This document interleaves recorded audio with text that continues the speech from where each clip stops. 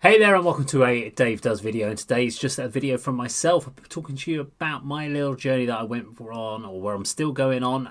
So 6 months ago I made the decision after 20 years of drinking every single day, relatively quantities from anything from 4 pints up to 16 to 20 pints worth of alcohol in a day. I'd made the decision to quit drinking. And it's been 6 months now. I'm glad to say I still haven't consumed any alcohol, so yay me.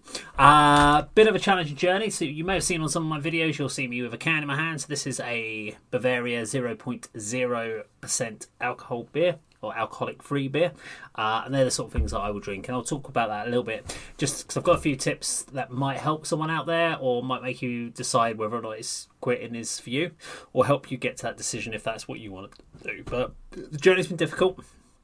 There's been plenty of temptation in the early days, but I would say I don't really miss it now. I did for the first 3 months, and I'm quite happy now going to a pub, having alcohol-free beer with friends. Went out for lunch today, had a couple of Heineken Zeros. I've come back home, I've got a Bavaria Zero. So I've still got the behaviour of liking to have a cold beer, but I'm quite happy having alcohol-free. And I don't miss the actual alcohol, and I don't miss the hangovers, let's put it that way. But I just wanted to share with you kind of 6 kind of things that I would suggest you need to think about, and it might help you if you are just thinking about quitting. So number 1, why are you quitting? The only person that can make a decision if you're going to quit drinking is yourself. If you're quitting because someone's asked you to do it, and you're not doing it for yourself, you're setting yourself up for failure, because there will always be that relapse. You have to make that decision. And I talked about quitting for many years, and I only decided to actually quit when it actually impacted my health. Up until then, I was drinking and I was feeling fine, so I had no justifiable reason to do it. So you need to make that call. If you are going to quit alcohol and you're going to give up, it may not be alcohol, it might be cigarettes, it might be other things that you currently are doing, that you've just decided you really want to quit. But you need to make a decision. It's you that decides to do it. So think about, why are you quitting? What's your reasoning behind it? And that will help decide to make sure if you can sustain it or not. There are people that say that they want to just cut back on the amount of alcohol they drink. That you need to understand what's triggering you into that factor. So think about that. Think about your factor, what's making you do that, and see if you can find a way of doing it. Number 2, do you have support in place? If you don't have support in place, it's going to make your life really difficult going through this journey. So who are your speak to people? Now, obviously, I had the videos. I did 2 weeks worth of daily update videos on the channel, and that was kind of my be able to post those on the channel, get feedback from you guys, and the support from you guys has been amazing. And that was my kind of initial thing to get me through over that initial hump. So who have you got there to support you in place? Who are you going to talk to? That's really important to have something in place to help you. Otherwise, you're going to really struggle when you're on your own, because those little demons will come out and get you back on the alcohol, whatever it might be, too quickly. Number 3 for me, do you have a plan to replace the substance? So initially, I decided that I wasn't going to replace anything with anything, so I was just going to drink teas and coffees, and ended up drinking like 16 cups of coffee in a day, and it made me even worse than I ever was with alcohol. So I didn't have anything initially in place. I was trying soft drinks, I was trying fruit teas, and it wasn't the same. So when I didn't want to do alcohol free initially because it was too close initially, but after a couple of months I did move over to the alcohol free beers, and that seemed to settle me because I still had the behaviour. I had to keep that in check for volume, but generally that's kept me in a better place.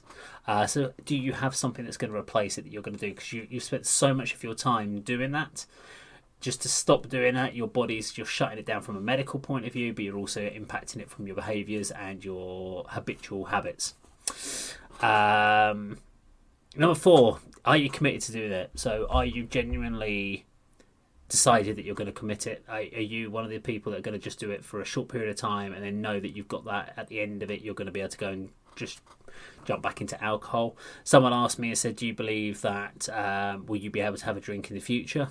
Will you be able to start drinking again in the future? And I've categorically said no, because I know that if I do, that's it for me. And one of my triggers, I guess, one of my ways of actually committing myself to not drinking is to know that if I did stop, if I did even have 1 pint, I would have to do another 6 months of no drinking to reach the same point again. That's 6 months of no, I wouldn't feel I'd achieved anything for 6 months, because I've known I've done it before.